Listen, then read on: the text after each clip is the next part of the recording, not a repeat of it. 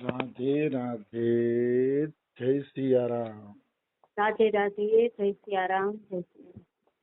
આપણે સબરી માતાના ચરિત્રમાં નવધા ભક્તિ ઉપર પ્રવચન ચાલે છે. તો એ નવધા ભક્તિ ઉપર પ્રવચન લઈએ તો છેલ્લે જોયું તું કે 8મી ભક્તિ છે સપને હું નહીં દેખે પરદોષા, જે સપનામાં પણ પરાયા દોષ જોતા નથી એ છે 8મી ભક્તિ. અને 9મી ભક્તિ છે નવમ સરળ સબ સન છલહીના મમ ભરોસ હિય હરસ નદીના. આ એક 9મી ભક્તિ અગત્યની ભક્તિ છે. 9મી ભક્તિ એવી છે કે બધાય હારે સરળતાથી રહીએ. 9મી ભક્તિ નવમ સરળ માને જીવ એકદમ સરળતાથી રહીએ, કોઈ પણ પ્રકારનો ઉત્પાત નહીં, દેખાડો નહીં, ઢોંગ નહીં. જેવી રીતે સરળતાથી જીવાય છે એવી જ રીતે સરળતાથી એ જીવે છે. અને 9મી ભક્તિમાં પેલું છે સરળતા. મને એક પ્રસંગ યાદ આવે છે. આજથી લગભગ 15 વર્ષ પહેલા અમારા સદગુરુદેવ ભગવાન અમારી કેલીકુંજમાં સત્સંગ કરવા આવ્યા હતા. 15 વર્ષ પહેલા ત્યારે એમણે એમ કીધું હતું કે સાધન ઓછું થાય એની ચિંતા ન કરતા, માળા ઓછી થાય એની ચિંતા ન કરતા, પણ આ બોલ્યા હતા સરળતા કે નંબર જ્યાદા હે. મતલબ જયારે સરળતા અને માળા એ બેયના માર્ક ભગવાન મૂકશે તો માળામાં તો જોશે ભગવાન કે નામ સરખા લીધા કે નહીં, મંત્ર હરખો બોલ્યા કે નહીં, બધું જોશે. એટલે એમાં તો ગુણ કપાવાની શક્યતા રહેશે.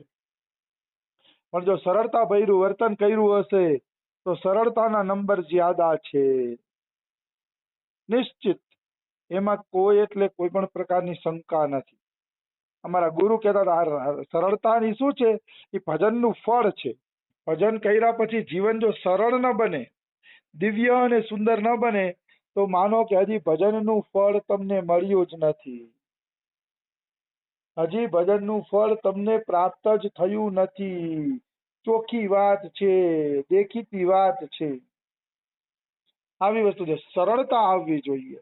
સરળતા એટલે જે જમાડો એ જમી લઈએ, જ્યાં બેસાડો ત્યાં બેસી જાય, કોઈ મગજમારી નહીં, કોઈ ખટખટ નહીં, કોઈ પ્રપંચ નહીં, સરળ જીવન. ન કોઈથી ખોટું લાગે, બે માણસ મજાક કરી લે તો ખોટું ન લાગે. આ બધા સરળતાના લક્ષણ છે. તો 9મી ભક્તિ છે સરળ બનો. અને સબ સન છલહીના, બધા યારે છલ વગરના બનો. કોઈ યારે છલ ન કરો, કપટ ભર્યું વર્તાવ ન કરો. છલ એટલે કપટ ભર્યો વર્તાવ. આપણે ઘણી વાર કરતા હોય ઉપર ઉપરથી મીઠું બોલતા હોય પણ અંદરથી કામ કઢાવવાની આશા હોય. તો આવી રીતે જીવન જીવવું જોઈએ નહીં.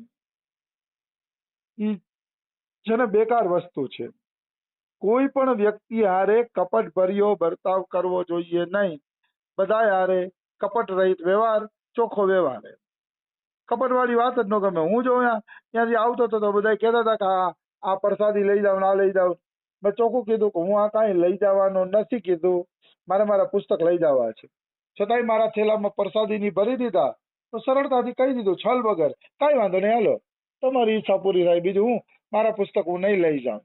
પણ સરળતાથી છલ વગરનો જવાબ આપવાનો, છલ નહીં કરવાનું. ત્યારે હું લઈ તો જાત, મારે લઈ જ જાવું તું, પણ થોડીક આ તકલીફ આવી ગઈ, આમ આવી ગઈ. ખોટું બોલે ઘણા, થોડુંક શરીર બીમાર પડી ગયું છે, આમ થઈ ગયું છે એટલે હું લઈ નથી જઈ શકતો. એમ નહીં, કા ચોખ્ખી ના જ પાડી દેવાય. હું તો ચોખ્ખી ના જ પાડું કે મને પુસ્તક સિવાય કાંઈ ગમતું નથી, એટલે હું પુસ્તક સિવાય કાંઈ નહીં લઈ જાઉં. પછી એને દઈ દીધું તો લઈ આવ્યો, પણ છલ ન કરું. મને છલ કરવું ન ગમે કે આપણે ખોટે ખોટું બોલીએ કે હવે કેમ ઉપડશે ને કેમ પહોંચશે બરસાના ને આ ને તેને. બહાનેબાજી ન કરવી જોઈએ મનુષ્ય. બહાનેબાજી બિલકુલ ન કરવી જોઈએ. મોઢે જ કહી દેવું જોઈએ કે ભાઈ આ વસ્તુ મને ગમતી નથી એટલે લઈ નથી જતો.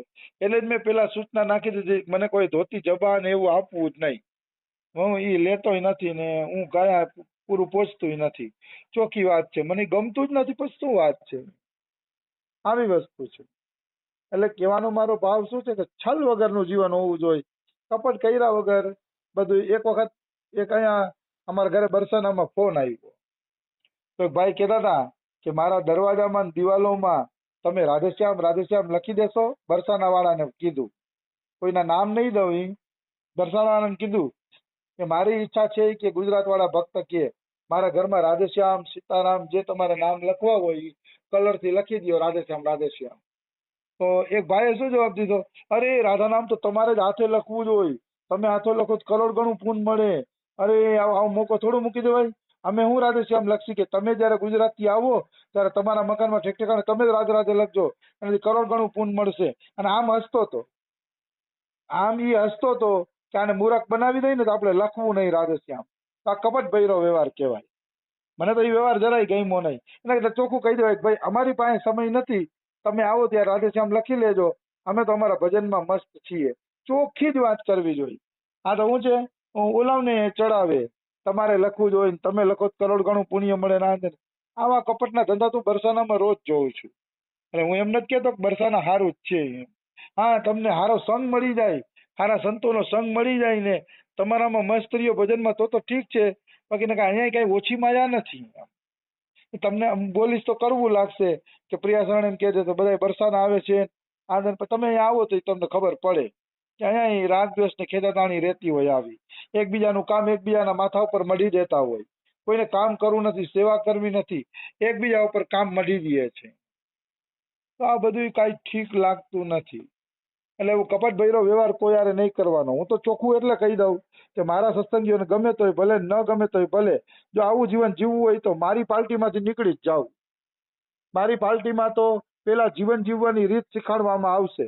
ભજન તમે જે કરો એ કથા કીર્તન ઠાકુર સેવા મારે કાંઈ મતલબ નથી, પણ મારી પાર્ટીમાં રહેવું હોય તો જીવન તમારે શુદ્ધ બનાવવું પડશે. અને ન ફાવે તો પ્રેમથી એ નીકળી શકે છે, કોઈ મારે મતલબ પણ નથી. પણ જીવન બનાવવાની વાત તો મારામાં આવશે આવશે ને આવશે. કોઈ યારે ખોટું છલ નહીં કરવાનું. આવી વસ્તુ છે, સરળતાથી જીવન જીવવાનું. અને મમ ભરોસ હિય હરસન દીના, અને મારો ભરોસો રાખે ભગવાન રામ કે, અને હૃદયમાં હરસ અને દીનતા કોઈ દી આવે નહીં. મતલબ કોઈ વસ્તુ આવે તો હરખ નહીં, અને વહી જાય તો દીનતા નહીં. ઘણી વાર વસ્તુ વહી જાય તો માણસ કેવો દીનહીન બની જાય, અરે મારું લૂંટાઈ ગયું. તો અહીંયા લખે દે કે મારા ભરોસે હરખ પણ ના આવવો જોઈએ, મારા ભરોસે દીનતા પણ આવવી જોઈએ નહીં. બેયની વચ્ચે પુરુષોએ રહેવાનું, હરખ શોક નહીં કરવાનો. ઠાકુર જે લીલા કરે એ લીલા દ્રષ્ટા બનીને જોઈ રાખવાનું, દ્રષ્ટા બનીને જોઈને હાલવાનું. હરખ શોખ ક્યારેય ખોટો કરવો જોઈએ નહીં. પછી રામ કે છે, નવમ હું એકવું જીનકે હોઈ, નારી પુરુષ સચરાચર કોઈ. આ નવમાંથી એક ભક્તિ પણ કોઈમાં હશે તો એ નારી હોય તો ભલે, પુરુષ હોય તો ભલે, સચરાચર એટલે સચર અચર કોઈ પણ હોય, જળ ચેતન કોઈ પણ હોય, ભગવાન કહે એ મારો પ્રાણથી પ્રિય છે. નવમાંથી એક પણ ભક્તિ હશે તોય તમે રામના પ્રાણથી પ્યારા બની જાશો. તો હે સબરી એમ કે છે, તારામાં તો નવધા ભક્તિ છે, નવેય પ્રકારની ભક્તિ છે, બતાવ તું મને કેટલી પ્રિય હોય છે. નવમાંથી એક પણ ભક્તિ હોય છે તો પણ એ ભગવાનનો પ્રાણથી પ્યારો બની જાય છે. અઘરું કાંઈ નથી, પણ માણસને કરવું નથી. આ નવધા ભક્તિમાંથી કોઈ પણ એક ભક્તિ પકડી લ્યો. પ્રથમ ભક્તિ સંતન કર સંગા, કોઈ સંતોની કથા સાંભળે રાખો. દૂસરી રતિમમ કથા પ્રસંગા, સંતોનો સંગ કરો, જે સંતમાં શ્રદ્ધા હોય એની કથા સાંભળે રાખો, તોય તમે ભગવાનના પ્યારા બની જાશો. એમાં કોઈ એટલે કોઈ પણ પ્રકારની શંકા નથી. આવી વસ્તુ છે. તો નવધા ભક્તિમાંથી કોઈ એક ભક્તિ પણ દ્રઢતાથી પકડાઈ જાય છે તો સોય અતિશય પ્રિય ભામિની મોરે, સકલ પ્રકાર ભક્તિ દ્રઢ તોરે. તો એ મારો પ્રિય નહીં, અતિશય પ્રિય બની જશે. અને હે સબરી, તારામાં તો નવે નવ પ્રકારની ભક્તિ છે. એટલે તું મને કેટલી પ્રિય છો ને એનું વર્ણન થઈ શકતું નથી. પણ એટલું ખરું હો, જેનામાં જેટલી જેટલી ભક્તિ આવતી જશે ને એટલો જ એ દીન બનતો જશે. એને ખબર નહીં પડે કે મારી અંદર આટલી ભક્તિ પડેલી છે, એને નહીં ખબર પડે. કારણ કે દીન બનતો જશે, નમ્ર બનતો જશે, એટલે એને કાંઈ ખબર પડશે નહીં. એને ખબર પડે કે હું તો આટલું કરું છું, મારામાં આટલી ભક્તિ છે, હું તો આટલો આગળ વધેલો છું, ખબર પડે છે તો માનવાનું કે એનો એને અહંકાર છે, અને અહંકાર છે તો ભક્તિ ક્યારેય આગળ વધતી નથી. ભક્તિ એની નષ્ટ થઈ જશે અહંકારના કારણે. જોગી વૃંદ દુર્લભ ગતિ જોઈ, તો કહું આજ સુલભ સબ હોઈ. રામ એમ કહે છે કે યોગીઓને પણ જે દુર્લભ ગતિ છે, હે સબરી મૈયા, યોગીઓને પણ મેં જે ગતિ નથી આપી, એ ગતિ એમ માની લે કે આજ તને સુલભ થઈ ગઈ. સુલભ એટલે તારા હાથમાં આવી ગઈ. યોગીઓને પણ જે દુર્લભ ગતિ છે, એ દુર્લભ ગતિ આજે તારા હાથમાં આવી ગઈ.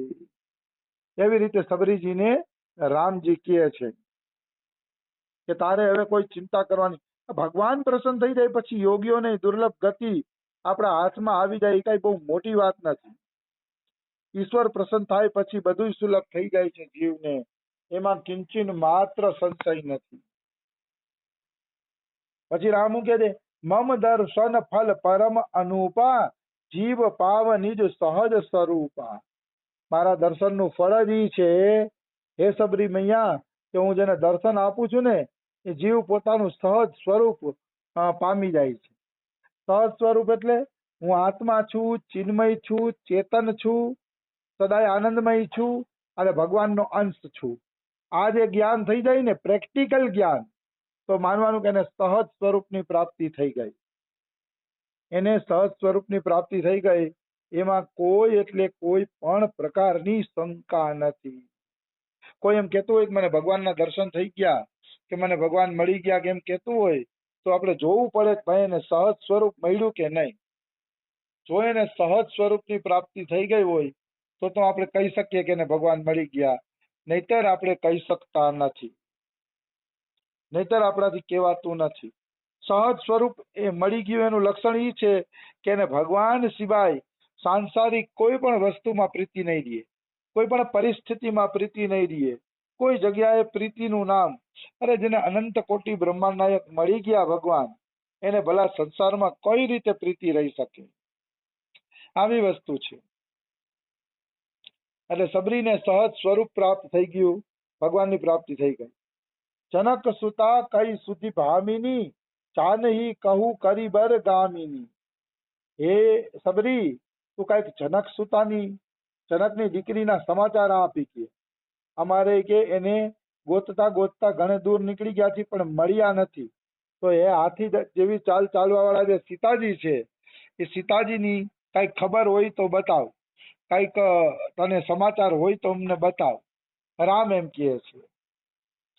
ત્યારે સબરી કહે છે પંપા સરહી જાઉ રઘુરાઈ, તહ હોય હી સુગ્રીવ મિતાઈ.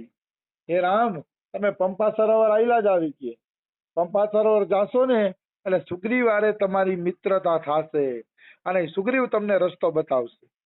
અહીંયા સબરીએ વાલીનું નામ કેમ ન લીધું?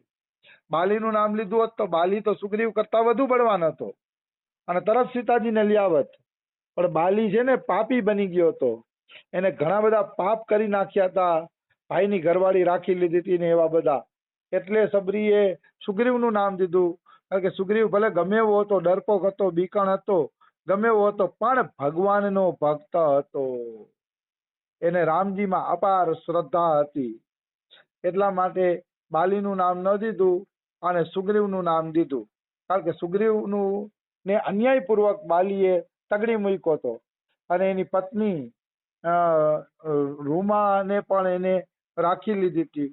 એટલે સબરીએ સુગ્રીવનું નામ દીધું. કહેવાનો ભાવ શું છે? કહેવાનો ભાવ છે જે ભક્ત છે એ જ આગળ છે. પછી એનામાં બળ હોય કે નહીં, બુદ્ધિ હોય કે નહીં, શક્તિ હોય કે નહીં, એ ભગવાન કાંઈ જોતા નથી. ભગવાને સુગ્રીવ જેવા નબળા માણસ હારે મિત્રતા કરી, જેની પાસે રાજ્ય નહોતું, ખાલી 5 જ જણા હતા અને ઘર છોડીને ભાગી ગયા હતા અને પર્વત ઉપર રહેતા હતા. હનુમાનજી હતા, જામવંત હતા અને 1-2 બીજા જણા હતા. 5-7 જણાની ટીમ લઈને ભાગી ગયા હતા. એની પાસે કઈ હતું નહીં, તોય રામે સુગ્રીવને જ મિત્ર બનાવ્યા. કારણ કે રામ અનંત કોટી બ્રહ્માંડ નાયક છે. એને ખબર હતી કે સુગ્રીવને રાજ્ય આપતા મને કેટલી વાર લાગશે, તો પટ કરતું આપી દઈશ. પણ મિત્રતા તો સુગ્રીવ હારે જ કરવી છે, કારણ કે એ ભક્ત છે. અને સબરી મૈયાએ આદેશ આપ્યો હતો, એટલે સબરી મૈયાના આદેશને માન રાખીને રામ એની હારે જ મિત્રતા કરે છે. તો સમય થઈ ગયો છે, બીજું આપણે કાલે લઈ લેશી. રાધે રાધે, જય સિયા રામ.